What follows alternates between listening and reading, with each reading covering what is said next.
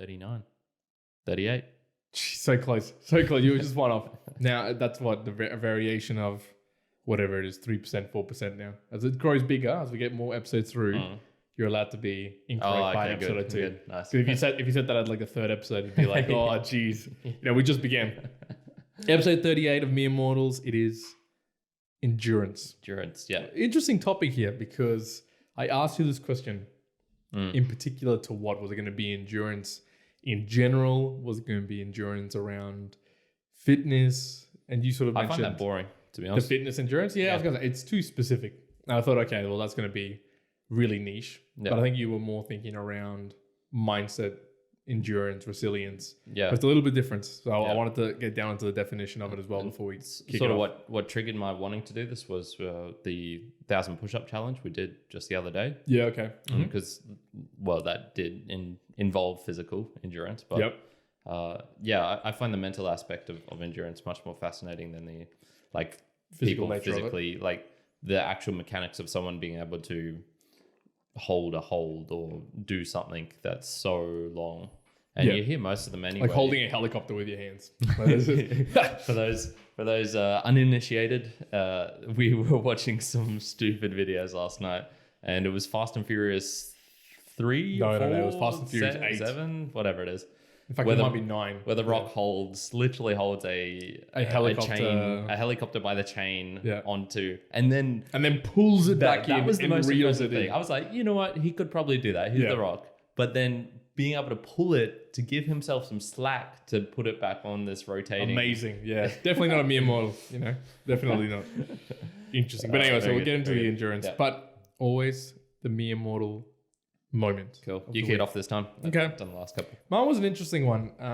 Not so much something that occurred, but something that I was talking to someone around, but I guess particularly in business. Yep. But it was all around humans are the hardest piece of the puzzle when it comes to getting things done. And it is the case, I think, across everything. Now, I talked to you about this and some of our friends around some of the difficulties we have with some individuals at work. Mm-hmm. And think about it for anything you do, or a lot of work or personal things. It's not often the act of doing or the effort of doing things that is the hardest. It's often the human element, perhaps even so when you're thinking individually, it's your individual mindset to do something. So take, for instance, running a kilometer. It's not the physical effort that's the hard bit. In fact, anyone probably listening, unless you've got a disability or something, you can run a kilometer. That's not sort of undeniably difficult to do. It's the mindset that sort of holds you back. It's a human nature of you to be like, oh, well, I'm lazy. I don't want to do this. It's going to hurt. It's going to be painful. It's the same thing with business, right? It's one thing we always talk about with one of our teams is, we get to sit in air-conditioned rooms or just in our homes, and we just get to click a couple of buttons, and we're just trying to put together a product. Like, it isn't the end of the world, something difficult. The difficult bit is interacting with human beings. So I sort of noted it's the hardest piece of the puzzle with getting things done, but it's also then the most important thing to learn as well. So interacting with humans and the human element. So that was my mere mortal moment or bit for the week. Yeah, well, anyone who's played in a team, who's worked in a team, who's done anything with others knows that's true. Yep. Everyone knows that. It's like part of family, just having a fun time can be hard if not everyone's playing ball. Mm-hmm. Yeah, cool. So for me, this is just me repeating basically what I've been saying the past week or two, to be honest. Is good to hear this progress. For those struggling to find gratitude, try negative visualization.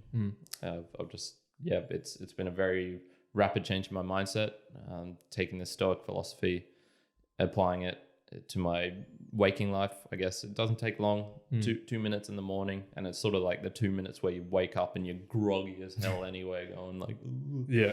So you don't get much. It's not active. It's not active. Usable minutes. No. Yeah. So basically what I do is wake up, just imagine something horrible happening to me, to others, and it's not a particularly enjoyable experience, but afterwards it lets me, I guess, then think about what I'm grateful for and what I do have. And that's just something useful to know and remember as you go through life, because it reminds me of I've had this a couple of times, I'm sure many people have, where you have a terrible dream where someone dies or you lose all your money or something in that order, and then you wake up and you're like, oh gosh, thank God that was a dream, and you kind of feel good from it. You're like, oh yeah, good, and you feel a bit of gratitude. So maybe that gives individuals who haven't tried negative visualization an idea on what that kind of feels like. Yeah, for sure. So cool.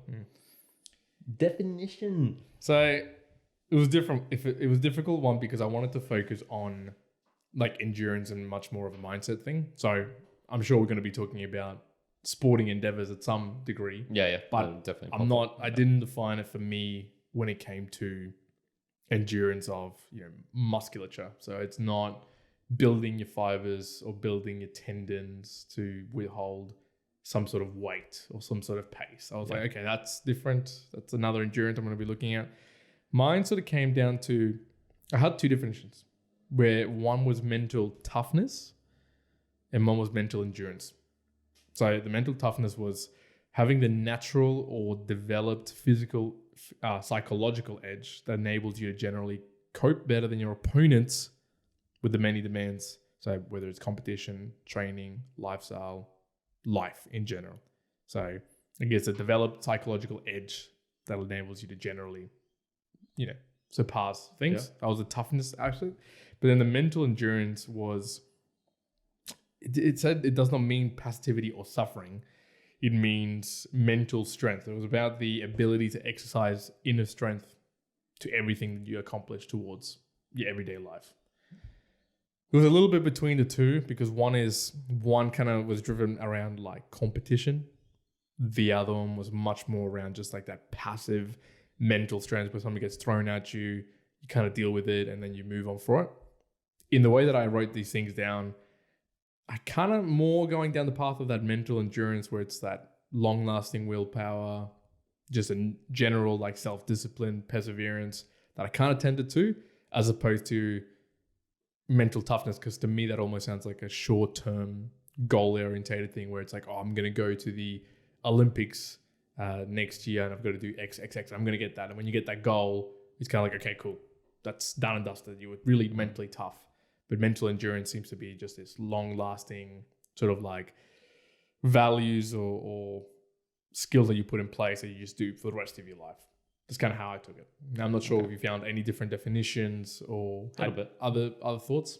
Yeah, so I suppose when I was just looking up, I just did endurance. I didn't add the mental part to it. I just did like the pure endurance. And I found most of it was saying, okay, it's the state of being in this, like having an attitude or having a characteristic. And so I'll just list off some of them. So the state of tolerating, hardening, firming, like becoming solid, steadfast, not changing or bearing something. Mm-hmm. And one of the interesting things I was noting while listening to this, it's all sort of like very, I guess, like masculine sounding words, like the hardening. There's like an aggressive sort of edge to all of those. And one of the things I was noticing, and I was just reflecting on a time where I did have to develop some endurance, which was when I was first trying out yoga. And so basically I'd played soccer for 10, 12 years and started going to the gym, and then the gym had like free yoga going on. So I started going to those. Yep. And that's when I realized very quickly, like just how bad my flexibility was, especially in the hamstrings. And there was one pose in particular, the pigeon pose, which is like one leg sort of behind you and the other's in front of you. Bent in front of you. It's sort of like, I guess, like halfway getting towards a split. Not really, but you can imagine it like that.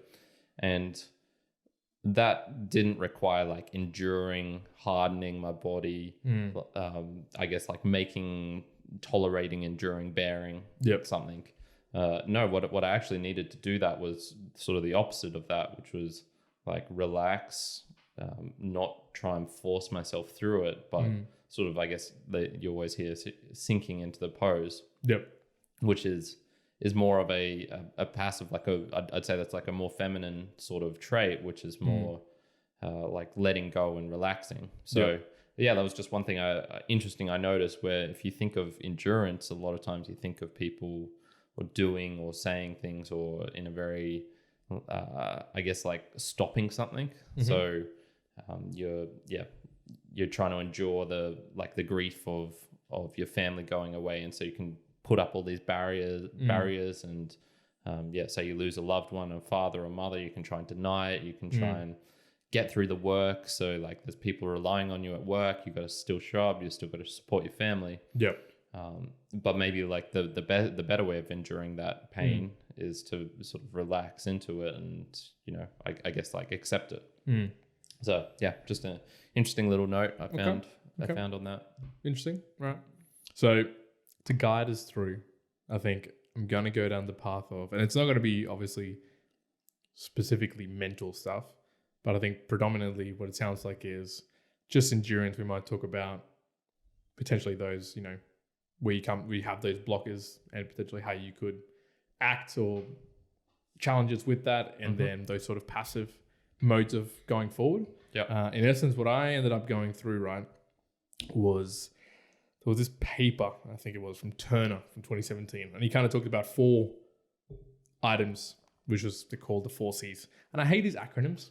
I hate when it's like the 4C's, the 5E's, the ABC's, the whatever. It's just annoying because you have like 24 C's or the 72 quickest ways to do this or these are the shit. I'm like, nah, just... I'm always very distrustful as well because they always try and make it something like the SMART, for goal planning or 4C's or something. And it's like, why can't you have like probably the best way of doing something is not going to have a pretty acronym.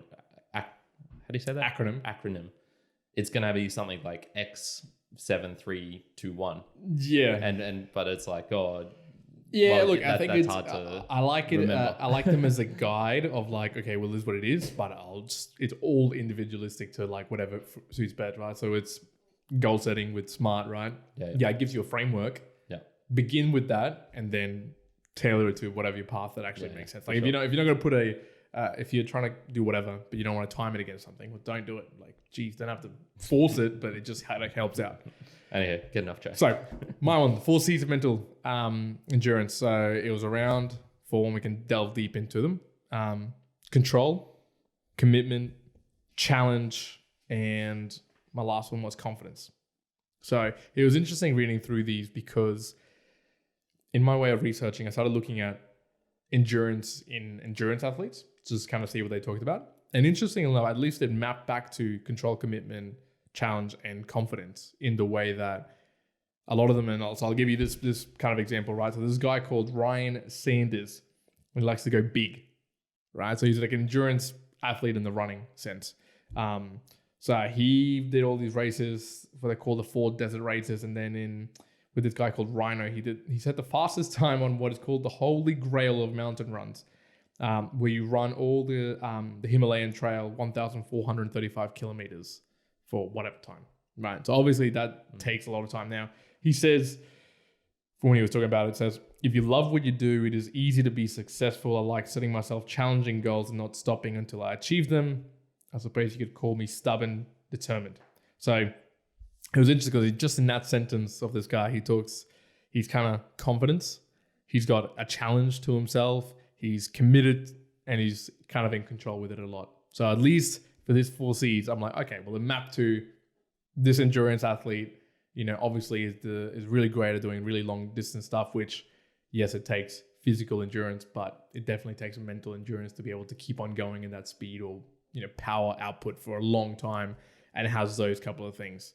So I wanted to talk through this with you, see if you agree with them or not, and see if you've encountered them as well. Sounds good. First one, control. So it's the extent to which you feel you're in control of your life, your emotion, sense of life and purpose. I'm not going to say it now whether it's the most of it, but I think it's probably one of the most important of mental endurance because, okay, you can be committed and you can be challenged and you can be confident about all of them. But if at the end of the day, you can't really control your own emotions or your state of being, I think you can just drop your mental endurance completely. I'm thinking about it from 1,000 push-ups. So I felt like during that challenge, among some of the other things, and maybe we can talk through that 1,000 push-up challenge, what it felt like across these things for mental endurance. From a control perspective, I felt like emotionally, so let's talk about emotionally, I all our variables was sort of people seeing it, potentially seeing it fail, and having a support network there to do it. Just the fact that we're using up an hour of time, all of that to me, I felt like was in complete control. Like there wasn't any issue if we didn't make it. Like you didn't end up making it, but it didn't even matter. It wouldn't have mattered if a camera fell over. It wouldn't have mattered when the turkey ran through the thing. Like it was just, there was no factor, no issues. Yeah. And to me, I think that was what made it easy to endure the 1,000 push-ups. Now, so it was just the physical aspect of it. From a control perspective, well, for both, I think we know how to do push-ups. We can control ourselves in the movement and the pattern of it. So to me, I was like, okay, tick. We did the control thing quite easily. But can you think of times when perhaps from a control perspective, you didn't, it wasn't present, and then potentially made something like enduring something quite hard?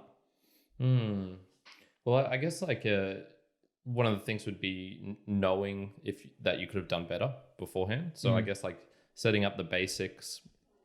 So say we were going to do this challenge or something, but it was more like really rushed. We didn't have the time set aside, so we were like, all right, we just have to do this. Perhaps we didn't warm up properly or whatever. I would say maybe that mental aspect of knowing that you could have prepared better for something would like take out that element of control. Which could leave you like in your mind open for doubting. And that's probably the one thing that you can't really have if you're going to endure, if you're doubting yourself the whole time. That's pretty damn difficult, I think. And I think that would sort of play into things like depression or something. You can't really endure depression for like years and years and years because it's just so crippling, and usually that's just from the chips away. self-doubt. And yeah, so I would say that sort of plays a part in it if you have doubt creep in. And that usually is from probably not preparing as good as you could. Well, here's an interesting one, right? So for the control, talking about the negative side of things, it's when events happen to you and you feel like you have no control or influence over what happens, well, that's when you lack that control, and that's when that endurance can kind of drop away. So let's extrapolate it, because one of the things you seem to do really well is the fact that you do your stretching and your reading and your daily thing, and that's endurance, right? Now you've been, how long now have you been doing your daily morning routine, right? Yeah, that's pretty locked in for a couple of years. From a control perspective, would you say you'd be in super control of that morning routine that you have, and there's very little things that would sway that? Yeah, most of the time. Most of the time. Like, yeah, okay, one or two things might come along, but even when they do, you're not frustrated enough to be like, well, it's completely gone now. Or would you say that it would? No. There's definitely times where I suppose I get angry at myself for not planning as well as I could. And there's sort of off the topic of endurance a little bit, because it's more into habit forming, I think. But I would definitely say if I could have planned something better or anticipated it better in hindsight, that's probably when I'd be like, I lost a little bit of the control there. Yeah, okay. I was trying to think personally from control perspective for me. I'm like, okay, when have I felt like control wasn't present, and then I was like, oh, well, I'm not going to do this. And I think it's often with running. It's often that I'm like, oh, yeah, I want to do some running, but it's one of those where, okay, I've got to dedicate half an hour or whatever the time is that I'm going to be doing it for. But unlike my other training, I feel like I've got really little control with running, because I'm not sure if it's the right, if I've got the confidence for my pace, for my rhythm, for breathing. I want to, especially with water, I love to drink water. I'm like, do I carry my water bottle? Do I leave it? If I leave it now, someone's going to take it. Do I have to go at the right time?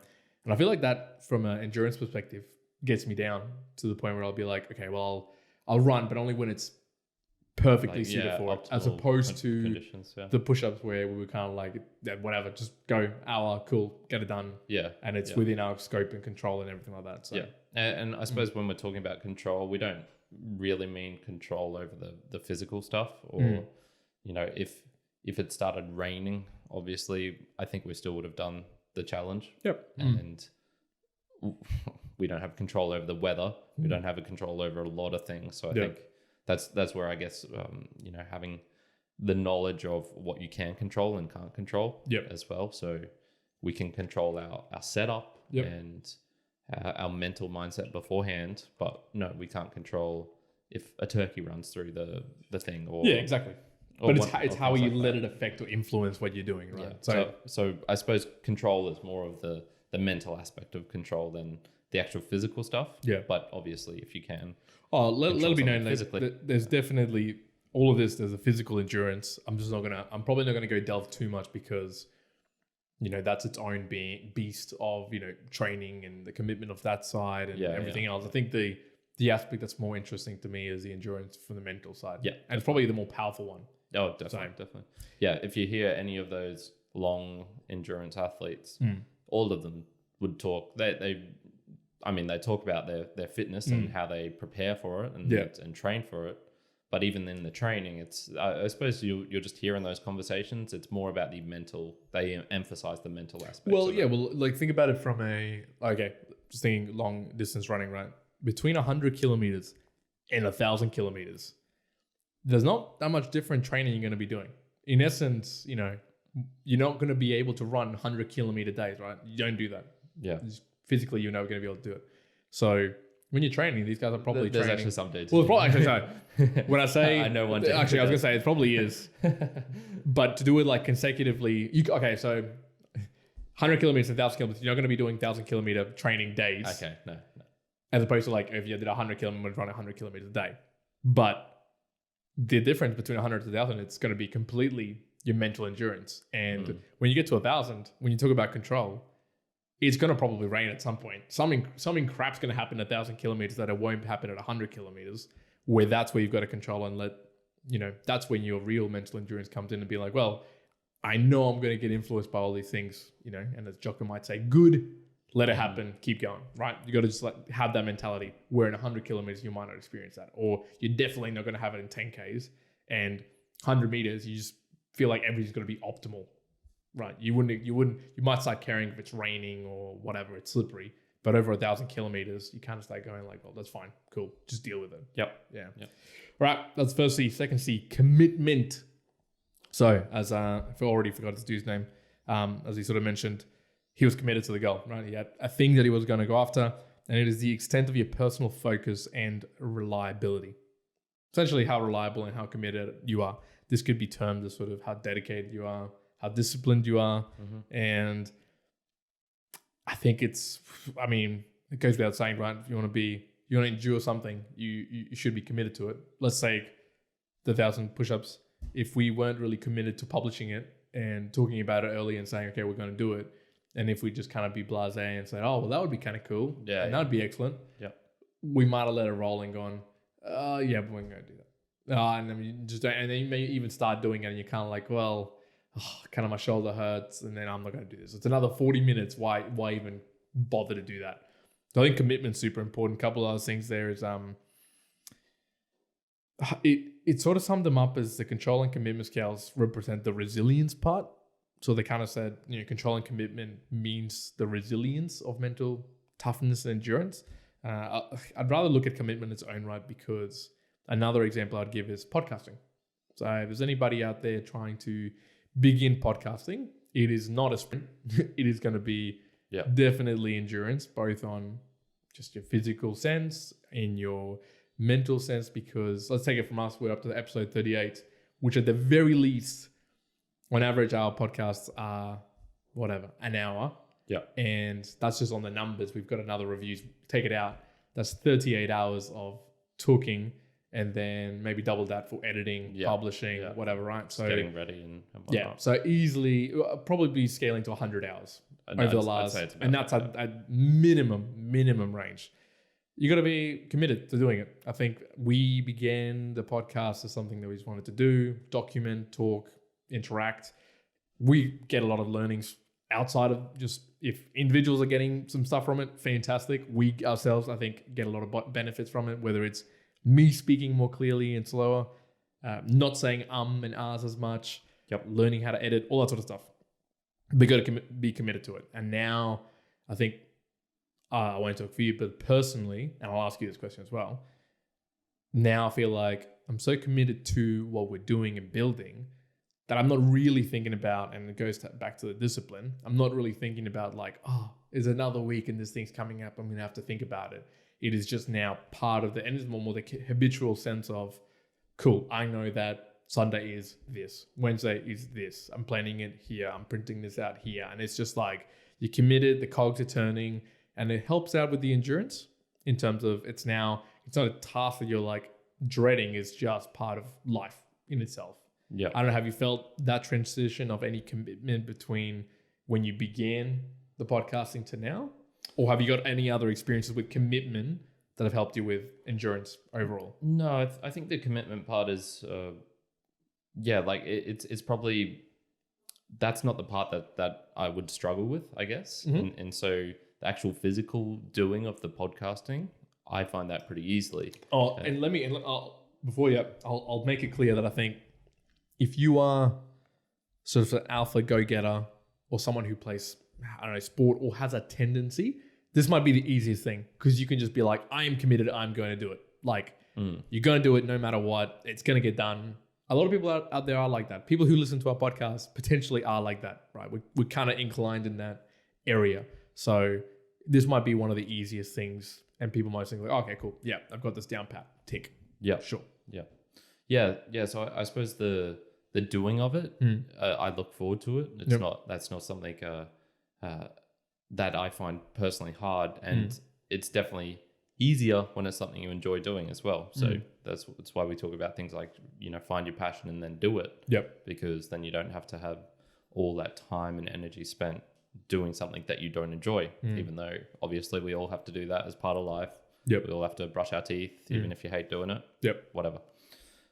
I think this actually sort of ties into one of the things I was thinking about, which was the ability to irrationally set a limit or a goal. So almost like the non-thinking part of it. And I think that's sort of what commitment is. It's being able to not focus on all the reasons you shouldn't be doing something. Yeah. And just say, I'm just going to do this. And then it's sort of like, you step over a line, and then it's from that line onwards, there's no point looking back. Yeah. Okay. So with 1,000 push-ups, for example, I didn't make it. I did 848, but I'd already said to myself that day, I'm going to do 1,000 push-ups. Yep. So it didn't really matter particularly that I didn't get the goal. That would have been nice. But what mattered was I was going to do 1,000 push-ups. So I just was going to stay there for as long as it took. Yeah. So, thankfully it only took an extra, 19 minutes. Yeah. But if I'd slowed down my pace even half of that more, I was prepared to be there for, 3 hours, 4 hours, whatever. That being said, one of the things with that is I guess there is a limit in the sense that, maybe if I felt my shoulder sort of like dislocating or doing something, and I thought, okay, this could potentially, injure me for the long term. Yep. Maybe then I would have a different thought on the matter. And that's probably why I'd never get to like the absolute peak of something in the sense of a gymnast or an Olympic person or whatever, because you have to be willing to go beyond everything, beyond those, even the, I guess, like long-term thinking. A David Goggins sort of character who will just run till his feet bleed, who will do pull-ups and whatnot until whatever. I don't know if you saw that David Goggins was in an ultra marathon, and I think it went into like an altitude and went back down. And in essence, I think he was 5th or something, and he pushed himself so hard. He essentially was about to like pass out. He had to get oxygen, and he had to get taken to hospital. But here's the thing with the commitment. So he had I think a pulmonary pneumonia or something like that. Doctors were like, you have to stay in the hospital for a week. Like, you have to. And after 2 days or 3 days, he checked himself out, went back to the spot he got airlifted from, and finished the race. Yeah. So that's probably getting into levels of like insanity. Right? Yeah. Sure. But from a commitment perspective, that's, if you want to take it to extreme, that's commitment, right? You said to yourself, you're going to do this, you're going to do it no matter what. Yeah. So obviously, commitment up to a point, that's getting very close to the point of dying, and then, sort of game over. What's the point after that? But I think the irrationality part of that, where it's, you have to be a little bit crazy to be like, no, I'm just going to do this. Doesn't matter. Oh, exactly. Whatever. It's raining. I don't care. There's an I'm example getting cold. I don't care. I was going to tell you from one of the things I was just listening to before from Jocko's podcast, but I'm going to question that I'll ask you is, do you have an experience where you liked commitment and then your endurance to do something just wasn't there at all? So I'll get back to you on that one. Think about it. I'll think. So I'll give you an example for commitment where it's just like, insanity. One of the things that in the Navy SEALs, right? If you are at the Navy SEAL level and you're in SEAL teams and the like, then you're 100% committed to your country and doing what the country needs. And at those points, right, it's almost to the point where you go to do this and that, and you are, it's not a high likelihood, but you could die, right? That's the thing. And people are committed to going and do that. But one of the examples they were giving, and one of the challenges they had when they were in Ramadi or in Iraq, was that the counterinsurgents were so committed, right, beyond what Navy SEALs would be or the US Army would be, in the sense that they would plan out missions, the counterinsurgents, they would plan out missions in terms of, okay, you 3 guys are going to go here and kill yourselves and blow up this wall. And then these other 4 guys are going to go blow up this car by killing themselves. And then 3 more people will go through and kill everyone else, right? And they were totally fine. They're happy. To them, that's a benefit, a good thing to do that.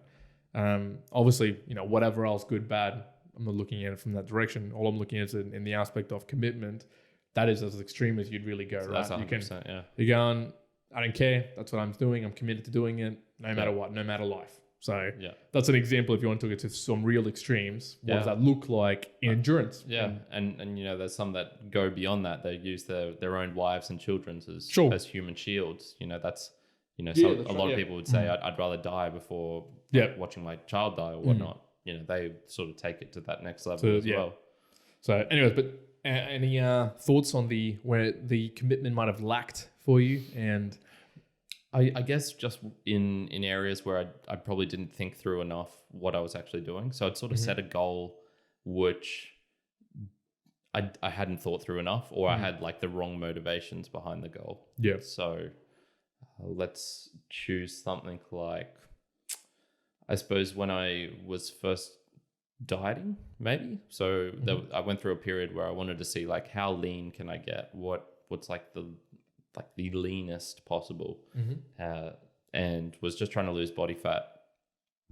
And I'd never particularly had been on a diet before where I had to reduce calories, and then also that would dictate my food choices, because you can't be eating chocolate and whatnot if you're very high calorie. Well, you can, but it's just makes it even harder. If you do that.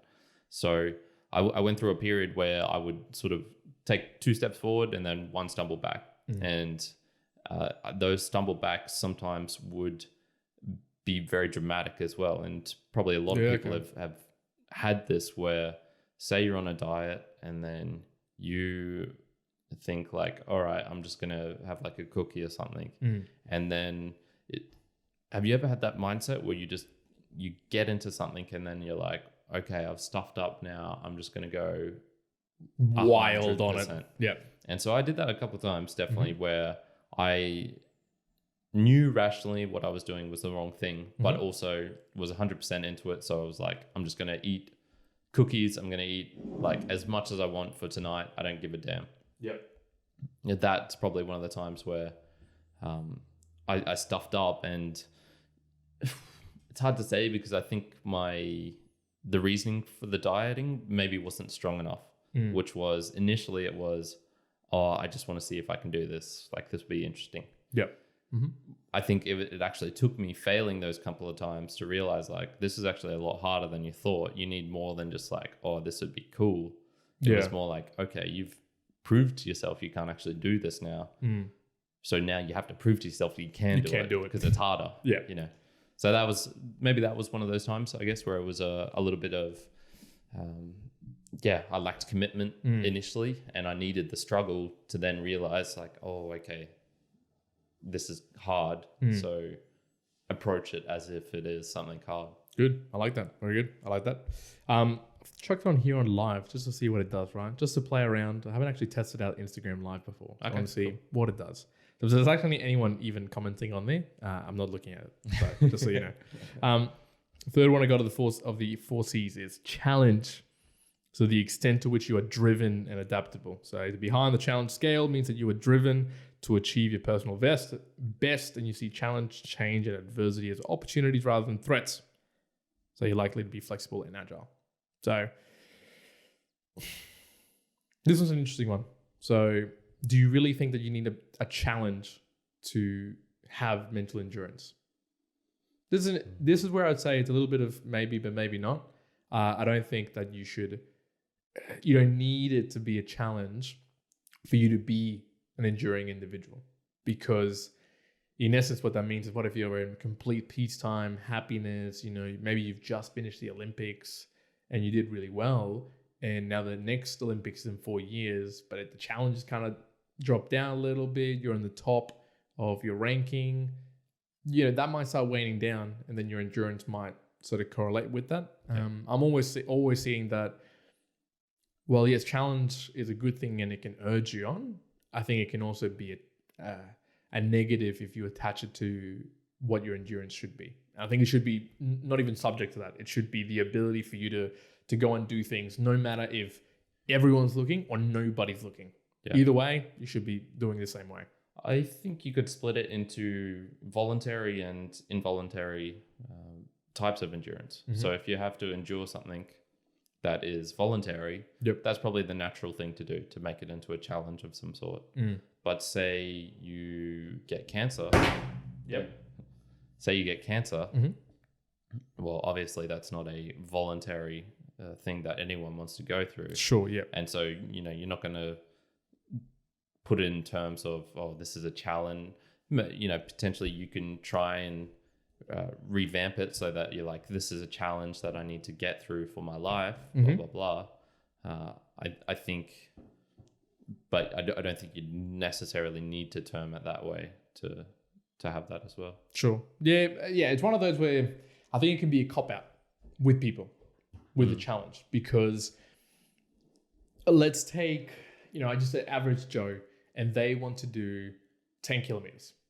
And they're going to run 10 kilometers for Bridge to Brisbane or whatever. They will do the 10 kilometers then. But my challenge to them is, okay, so why couldn't you do 10 kilometers without that, right? So that's something that it factors in, and it can help you out in achieving endurance. So it is a positive. But I think if you're basing yourself on just the fact that having challenges will get you there, is not the ultimate way to potentially have really good enduring mindset or an enduring body. So I think maybe it's better to say it does support you, but it limits you to a point. And then you'll have to go beyond that to really be able to just do it whenever. There's like a saying, I can't remember it specifically, but it's the whole thing that you should train just as hard when everyone's watching, or you should train just as hard when nobody's watching as when everybody's watching, right? So, with a challenge, you might think that, playing Division 1 of AFL, it's a massive challenge. Or playing in the AFL league should be massive. It's a challenge. You should be really striving to be enduring. But just in the same, you could go down to the local park and push yourself in your endurance to run around, kick the footy for an hour and a half, do all these things. If you're attaching yourself that you don't play AFL, well then no, you're not going to push yourself as hard. But you can. That's a thing.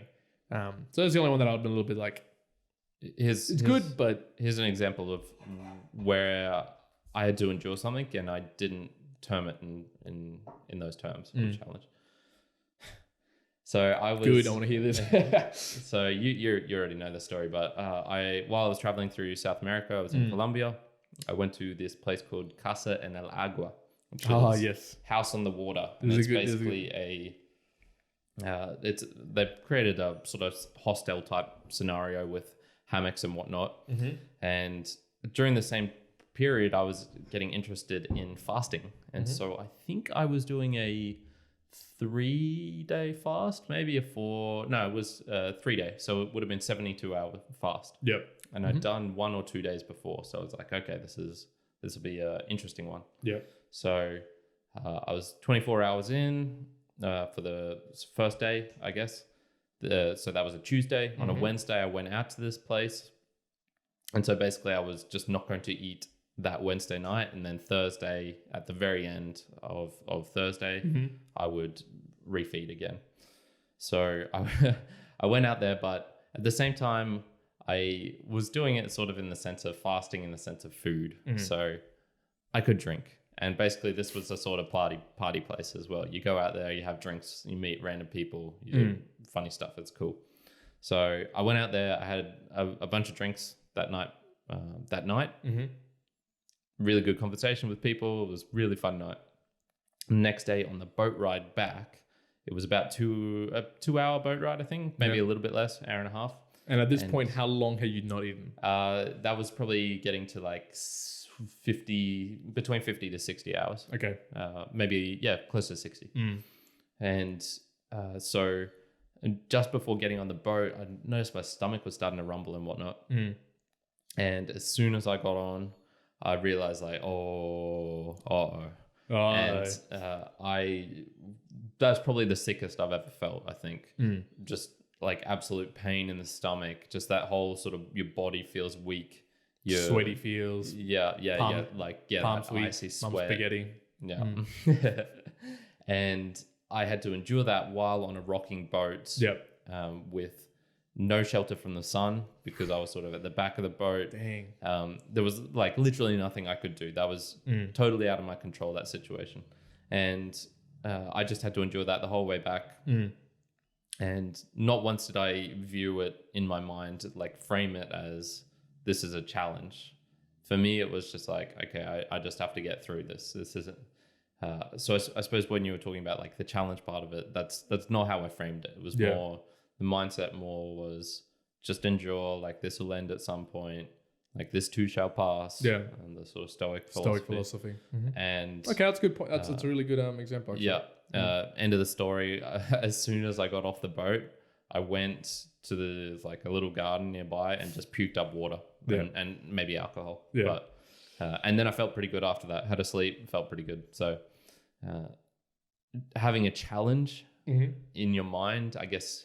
I didn't need to challenge myself to do that. It was a involuntary. Don't do that, man. Involuntary situation, and so that's that. It's always an interesting story, but I can see with the challenges. And I'll just quickly touch base on the 1,000 push-ups one. You know, it helped that it was a challenge, but not really, because in my mind also I was like, I know I'm gonna get 1,000. That's not even. That's like I was like, this is not a challenge in a time. It's just gonna be like how much I get, and so then it didn't really feel as much as a challenge. So last but definitely not least is confidence. So again, as I was saying with Ryan Sanders, when he talked about this whole thing, it's like, you know, if you love what you do, it's easy to be successful. That to me sounds like a bit of confidence, right? So this dude's obviously, he's doing it out of a passion, loves it, enjoys it, trains all the time. You will equally be very confident in what you do. So just as I said, confidence helps with your endurance. You're going to go in to do 1,000 push-ups in an hour. Now, I'd never done 1,000 push-ups ever in one go. But I was confident that previously I'd done 250 and around 10 minutes in essence. So I thought, you know, I've done that. If you expand that out, I'll be able to easily do it within the time frame. And I think that I could keep on going fairly well through it. I feel like I've got a good muscle endurance to be able to do that. Good. So I had confidence behind the 1,000 push-ups. So even on video, I was like, I'm going to do that. Not even a worry. I'll target it. And I even ended up getting more than what I eventually thought I'd get. I think I said I was going to get 1,200 and got 1,250. So I was confident behind that. And I think it helps with your endurance with playing sports, or say basketball. Just like something completely random that we don't even play that much. If you train hard and you are confident that you can get 3-pointers 9 out of 10 times, right? In practice where it's a little bit easier. When you're in a game, that might drop to maybe 7 out of 10 times. But you're confident, like 70% chance of getting things in. That's a pretty good confident ratio, right? Where maybe in games, everyone else is running at 40%, 30%. So you are confident that, good, I can get this in. And then that builds up to other teammates being like, yep, we can pass it to X. He's going to get it in, you know, pretty well most of the times. And that helps you endure. So when you're playing a full game, when you might miss one, you go, no, cool, it's fine. I'm confident that I've trained my ass off. I've worked really hard. Yeah. Passion. I know that I'm going to keep on improving, and my odds are going to be a lot better. So that's kind of the example of where I see confidence. The actual specifics of it was, It's the extent to which you believe in your ability to be productive and capable. So self-belief. Yeah. Okay. From a confidence perspective, from endurance, I think this is the hardest for a lot of people because you normally begin in a stage where you're not confident. Yeah. Right? If you've just started lifting or going to the gym, that's why people sometimes quit, right? You'll go for a week, you'll be horrible in comparison to everyone else. You'll be sore, you'll be tired, and you'll need all those other things of commitment, of challenge to be able to get you to go, okay, and control, okay, I can go once a week and I'm going to make the time.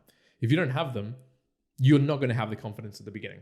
Like even if you're a really confident person, you don't have that specific confidence in your fitness ability. Yeah. Or if you just started talking to me in French and you learned like one word and I was fluent in French and started talking to you back, like you're going to have zero confidence in even being able to speak to me.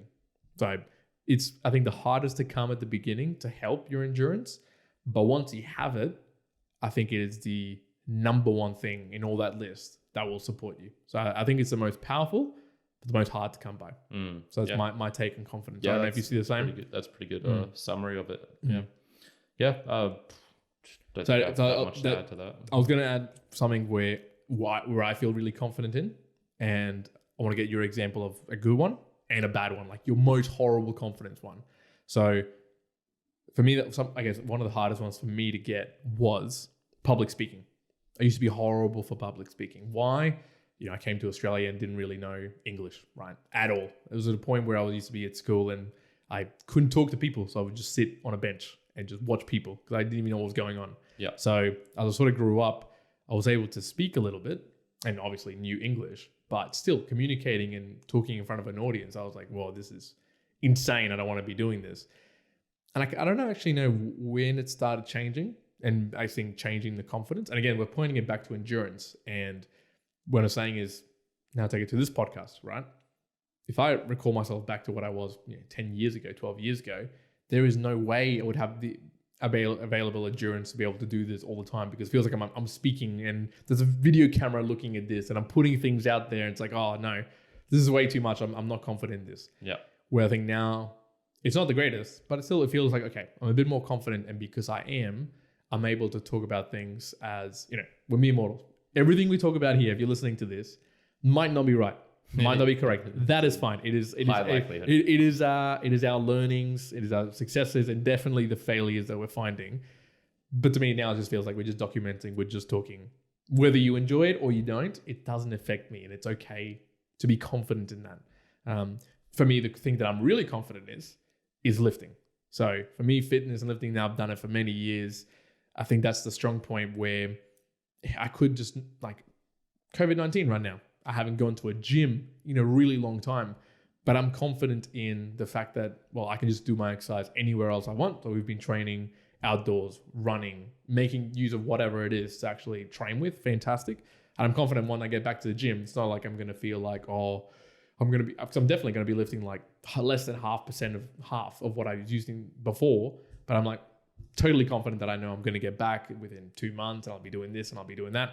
No factor, easy. Yeah. So I think, and that to me plays like humongously an effort, because others who maybe just went to the gym for 2 or 3 weeks, or you started not running, but you had a job that got taken away and you're only doing for a little bit, you might get back into it after a while and you'll have no confidence, and it'll just be the hardest thing to then have that endurance to keep on going and keep on going and keep on going. Yeah. So yeah. I'll give you two, I suppose, and one of the things I guess to get out from this conversation is we haven't talked that much about the things we totally failed as well. So there's many of them. Yeah. Like, we couldn't actually do that because this podcast would be too long.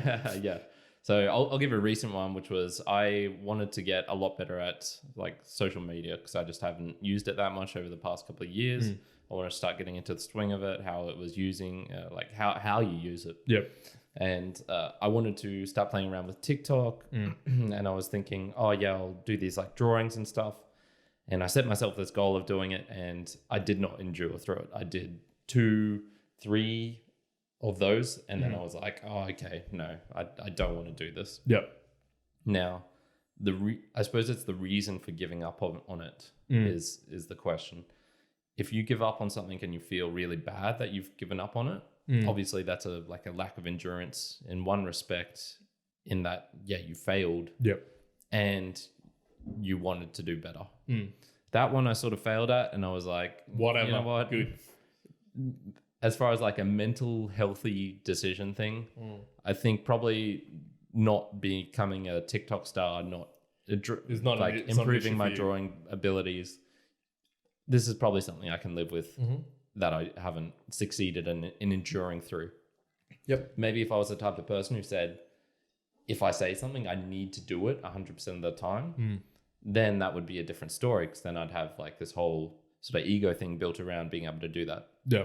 And you know, say I was confident that whatever I said I was going to do, I could do, and then I failed this one, that would, you know, sort of shatter that perception. Yep. So I guess a couple of things in where I didn't have that much confidence, but I was still able to like push through, I think because I had no other option. And so one of them was when I was learning to talk to girls and getting over the real social anxiety I had. I wasn't particularly confident that in the end it would all work out, that I would be able to get better at this. I didn't know in particular that this was a skill that would work for me. Maybe I was just going to like destined to be a loser my whole life. And the same with traveling as well. I wasn't particularly confident that I would actually be able to do it until I got on the plane and was like, oh crap, I'm now doing it. Yeah. And now I have no option but to get good at traveling, to learn how to book a hostel, to learn. Nothing better than doing it. Yeah. So those are two where I didn't have that much confidence. Ones that I'm pretty confident at would be like podcasting, for example. I didn't know particularly that I was going to be good at it, and you could objectively say we're not that good at it now. But I was confident in being able to learn a new skill. I was confident in being able to, if I did set my mind to something that I felt was really important that I should do, that I could do that. So I guess those two where I did and didn't have confidence, and it worked out in the end. But and all of these things, I know we're going broad with it, and endurance can be a bit broad like that. But I think all those things, right? Confidence, commitment, the ability to control, and having a challenge, all those support having a long endurance, whether it's whatever goal, task, thing you're doing that takes a long time. Obviously, if it's short, like solve this Rubik's Cube and it's really short and tiny, you don't really have to potentially have a challenge. You don't have to have the confidence. You could just just learn it, do it. That's it. Forget it. This is more of a discussion of broadly, enduring something for a long time, whether it's like pain, issues, challenges, hurting, fitness, whatever it may be, just some of the things that go behind it. I've got one that's additional to this. I don't think kind of fits within the control, the commitment, the challenge, and the confidence. Kind of comes with the confidence, but it doesn't really. So I'm adding an extra one to the 4C's. See, this is where it changes. So it's okay. Start with the framework and then tear it apart. It better start with C. Well, let me try to think of it. But before I get there though, you got to tell me, and I'll try to spin it to a C. Do you have any other stuff that you wanted to note as well before because I want to wrap up with that particular one. Okay. If you have not read the book, The Endurance, Shackleton's legendary Antarctic expedition. I know a lot about it, but I haven't actually read the book. Okay, so this is a book by Caroline Alexander, and it's probably numerous books on the same topic because it is a very and a lot of podcasts as well. A lot of podcasts on this. Okay, I should check them out. Very simple backstory to it. This Shackleton, Ernest Shackleton, was he Australian or was it English? I can't remember. I think he was English. Yeah. He was sounds like an English name. English Shackleton. Yeah. Shackleton doesn't sound Australian. No. He was going on a trip, Antarctic expedition. I can't remember exactly what it was. It was one of those ones where it was like the first like traversing through this particular area or circumnavigating the whatever. And his ship got stuck in the ice, in the pack ice that's in Antarctica. And there were, So if you're a flat earther, you might not believe the story. no, man, So they believe in the They ice, do? the ice wall. Yeah. oh, so you for sure. got stuck in the ice wall. So for flat earthers, Yeah. got stuck in the ice wall. So actually they were meant to, I think they were trying to get to the center of Antarctica or something like that. They got trapped. They had to, so their boat essentially got meshed in the ice and they couldn't free themselves from it. And so they had to make the decision, are we going to wait this out? Are we going to Try and get out try and get out ourselves. ourselves? So basically they were forced at one point to say, okay, no, we have to abandon ship. We'll take these like rowing boats or whaling boats, and it was a crew of 30-ish, I think. So they took these boats out, and they managed to get to a place called Elephant Island, which is just a tiny little island off of Antarctica somewhere, very close. I think that's near Chile. Chile's point. Yeah, I think. or Argentina, Yep. but not too close. I think it's closer to Antarctica still. Yeah, to definitely. Chile. They all got trapped there, and then they were there on this island, but it was basically like nobody goes or visits this island, and this was back in 1940s. Yep. So, 1917, 1918, around that period. Pre-World War One. During World War One, and we'll talk about why. Yeah, that's interesting. important. They were there and they had seals. They had a food supply, and basically it sounded pretty brutal. Like they were camped up on the beach, and every day they would just go out, like murder seals and eat them because that's all they. Dang. could Yeah. do. Okay. Yeah. They How were they there- cook them? They're very ingenious. These people, they are just those sort of people who have anything and they can create anything. Interestingly, take it back. Do you remember the story of how he got those people to come on his journey? Oh, Because it was the interesting. I'm pretty sure this is the one. I think he just put out a call and he was like, if you're interested in an adventure, and then random dudes who are like, He put the specifics. You actually go find the specifics on what he published, but he published on like a newspaper. In essence, he said, journey to an adventurous land, high possibility of death, will be dangerous, will be hard, little pay, little chance for recognition. Only sign up if you want like the hardest challenge there is. And heaps of people sent him messages that. So it's an interesting, reward mechanism where it's like you're saying this is the hardest thing coming through, and people are like, all right, sign me up for this. Yeah. So yeah, sorry, continue. And, they got what they what was that? Well, definitely. They were on this island for a while, and then they had to make another decision. Like, okay, we've got to send out a party to try and get someone to rescue us, or we're just going to be here indefinitely. Whatever, yeah. So 6 of them went on a whaling boat and just like went out into open sea, basically managed to somehow get to this particular place in Antarctica, trekked over this whole like region and got to a whaling station. Nice. After that, they were like, okay, we'll go back to England. I think he went back to Australia because Australia's pretty close. And the saddest part of this whole story, and this is where I like literally teared up and was going like, oh my God, these people are insane. I don't think I would have been able to endure this. What they went through. He got back with these other guys and he's trying to get a boat to go out and rescue these people. And he couldn't do anything. Like there was no boats available because it was during World War One. Yeah. And so there was no boats available. So it was months before he was able to get a ship and go rescue these people on this island. I think all of them actually survived. I don't think any of them died there. But, these people enduring like their captain going away and they're just not knowing like if anyone's going to come back to save them. Exactly. Dang. So that's just definitely a very wild story. And their boat was literally called the Endurance. So what a name. That's ties very nicely into this. So okay, hit me up with your last. I figured out how to get it with a C. Okay, so now it's the 5C's of Juan 2020. Cool. No, well, Mere Mortals. Let's go. 5C's of 5C's of enduring mental endurance. Okay. 2020 Mere Mortals. Coping with failure. What were you going to call it initially? Well, I was going to say just living with failure or something like that. But I was like, C, coping with failure. Okay, yeah. It kind of comes with confidence. But it doesn't really, because when you build confidence, you build the ability to be like, oh, well, I stuffed up. Who cares, right? Or when you're committed or whatever. Yeah. But I think I want to call it out specifically because you got to cope with failure if you're going to be enduring. Like, give you any example that you want to think about. 1,000 push-ups, you cope with failure in terms of endurance because you can be like, I don't even care if I don't do 1,000. I'm going to do 1,000. If it's not within the hour, I'm going to do it whenever.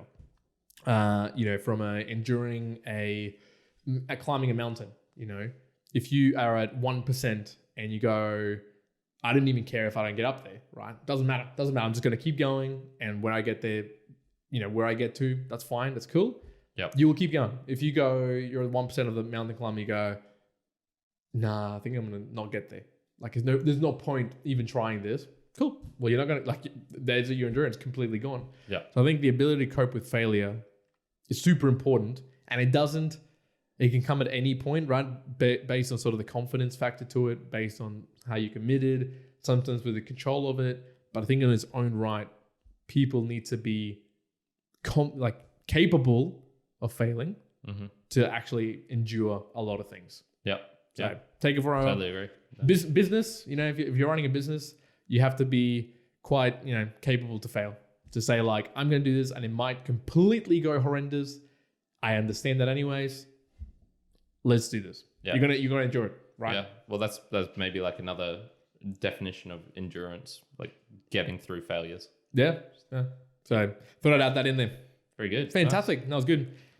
Nothing else from me? No, we'll wrap it up right there.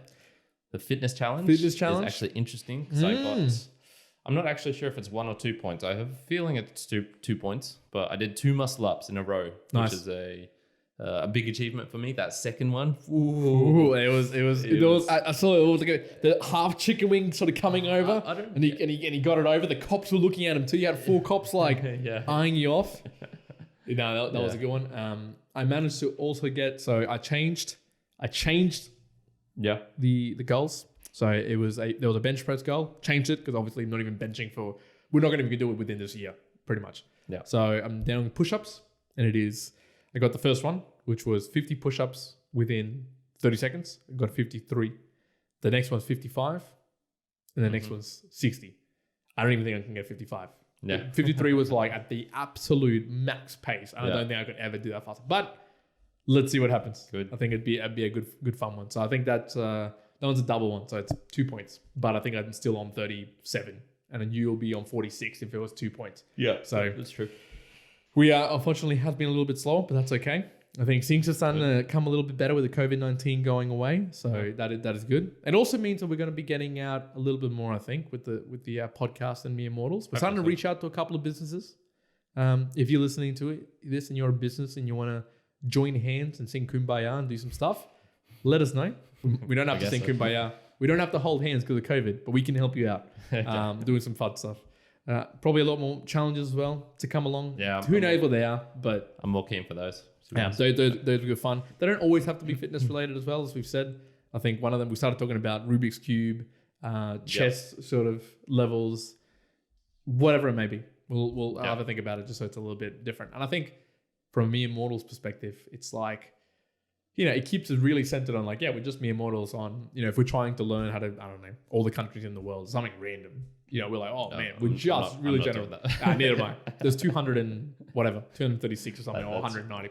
I'm not doing that either. I'm not doing that. Yeah. Silly, stupid information I don't want to learn. Like I don't want to learn any more. No, I don't want to learn any more music. So that we'll talk about music. Yeah, we'll get into in a different podcast. But let it be known that Logic's 1-800-273-85, whatever the other 2 digits are, as songs that I recall very well. Don't even know. That's it for the podcast. Nice. If you enjoyed it and if you've come this far, which has been, I don't know, an hour plus, I'd probably ask you to click the buttons. Click it. Just click it. Subscribing, following, liking, commenting. If you hate Kyrin and I speaking, tell us. We enjoy that too. I'm capable of failing, and I'm confident that we do. Can you endure the backlash of negative comments? Yes, I enjoy the commentary when they tell me that they want to be friends. It's always really, really engaging. I like that. It's obviously those bots, right? Shout out to Logan. Shout out to Logan. He wants music. Yeah. They want to be our friends all the time. So, all right, that's all from me. Let's wrap it up. Nice. One out. Kyrin out.